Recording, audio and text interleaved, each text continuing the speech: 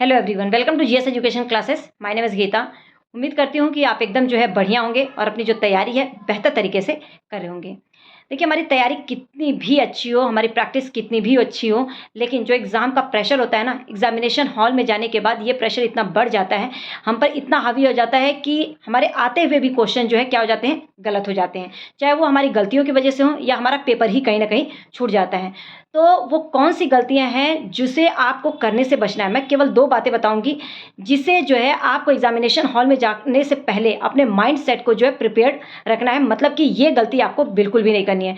सबसे पहली बात, सब्जेक्ट को सिलेक्शन को लेकर कि कौन-सा सब्जेक्ट सबसे पहले चूज़ करें, और दूसरी बात ओएमआर शीट को लेकर कि ओएमआर शीट को फिल करते समय आपको क्या ध्यान में रखना है। तो वीडियो लास्ट तक देखिएगा अगर आप चाहते हैं कि आपके आते हुए जो क्वेश्चन है वो गलत ना हो और आप छोटी-सी मिस्टेक की वजह से कहीं आपका सीटेट ना रुक जाए। तो वीडियो लास्ट तक देखिएगा, और हाँ, अगर वीडियो इन्फॉर्मेटिव लगे तो लोगों के साथ ज़रूर शेयर कीजिएगा ताकि लोगों से ये मिस्टेक ना हो। ठीक है? देखिए, सबसे पहली बात मैं सीटेट पेपर 1 और पेपर 2 दोनों के लिए बताऊँगी। सबसे पहले पेपर 1 की अगर बात करूँ तो देखिए, हर किसी को पता होता है कि उसका कौन-सा सब्जेक्ट जो है सबसे ज़्यादा स्ट्रॉन्ग है, मतलब किस सब्जेक्ट में जो है उसकी प्रिपरेशन जो है बहुत ही ज़्यादा अच्छी है। अगर मैं पेपर 1 की बात करूँ तो पेपर 1 में सीडीपी आता है, ईवीएस आता है, मैथ्स आता है, लैंग्वेज 1 एंड लैंग्वेज 2, 5 पेपर होते हैं, ठीक है? 5 सब्जेक्ट होते हैं। अब इस 5 सब्जेक्ट में आप अपने आप को जो है अच्छे से जानते हैं कि आपका सब्जेक्ट कौन-सा स्ट्रॉन्ग है। अगर मुझे जहाँ तक लगता है कि पेपर 1 और पेपर 2 सीडीपी कॉमन होता है और सीडीपी सबकी अच्छे से तैयार सभी लोग करते हैं। सबसे पहले जो है सीडीपी ही पढ़ते हैं, ठीक है? तो सीडीपी मैं ये मान के चलती हूँ कि सबका जो है बेस्ट तरीके से जो है मतलब बेस्ट होता है।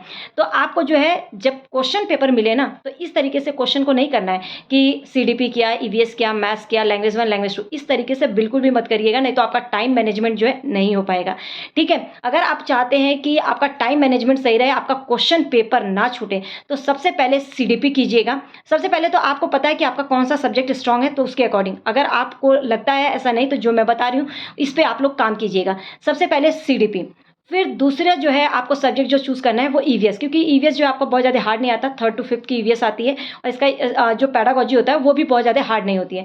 मैथ्स में जो है बहुत सारे लोग जो है फँस जाते हैं। अब मैथ्स में क्या होता है, कहीं न कहीं वैसे पेपर 1 में ज़्यादा कैलकुलेशन नहीं होता है, लेकिन कहीं न कहीं जो भी छोटा-मोटा जो कैलकुलेशन होता है, कई लोगों को उसमें बहुत टाइम लगता है और पेडागोजी के क्वेश्चंस को भी करने में टाइम लग जाता है, ठीक है? तो जो मैथ्स है ना, लोगों का टाइम बहुत ज़्यादा ले लेता है, टाइम टेकिंग हो जाता है, और इसके वजह से जो लैंग्वेज में अनसीन पैसेज, अपठित गद्यांश और पद्यांश होता है, इसमें लोगों को टाइम ही नहीं मिलता।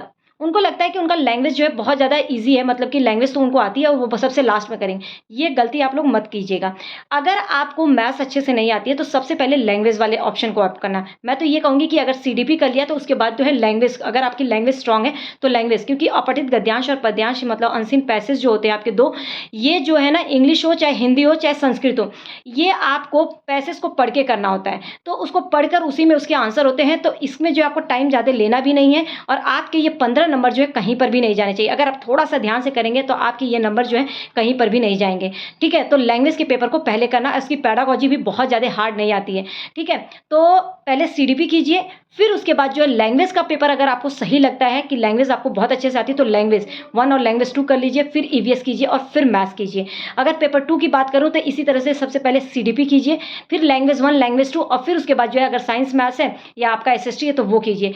क्योंकि लैंग्वेज के आप लोग ना बहुत ही ईज़िली लेकर और बहुत ज़्यादा उसको निग्लेक्ट करते हुए ना लास्ट के लिए छोड़ते हैं और आपके आते हुए क्वेश्चन भी वहाँ पे गलत हो जाते हैं, ठीक है? अगर आप इस तरीके से अपना माइंड सेट करके रखेंगे तो आप देखेंगे कि टाइमली जो है आप अपने क्वेश्चन पेपर जो है पूरे क्वेश्चंस को जो है पढ़ पाएँगे।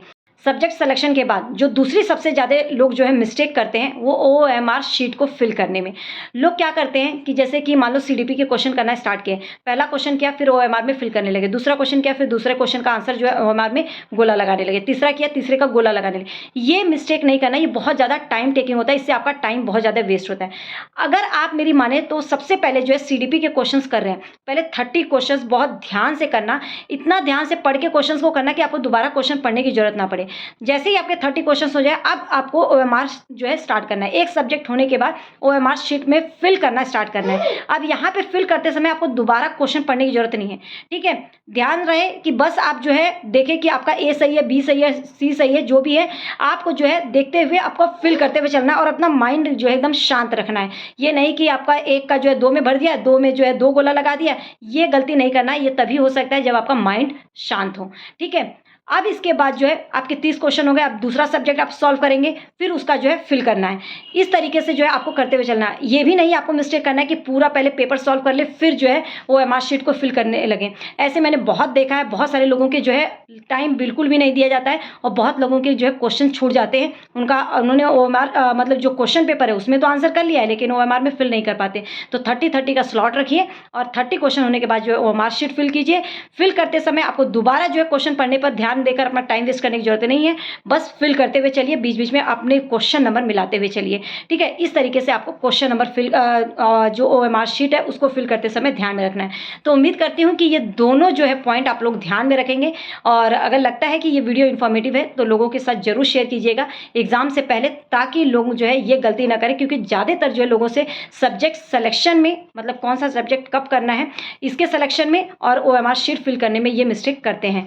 तो थैंक्स फॉर वॉचिंग। अगर वीडियो लगता है इन्फॉर्मेटिव तो लोगों के साथ जरूर शेयर कीजिएगा। All the best.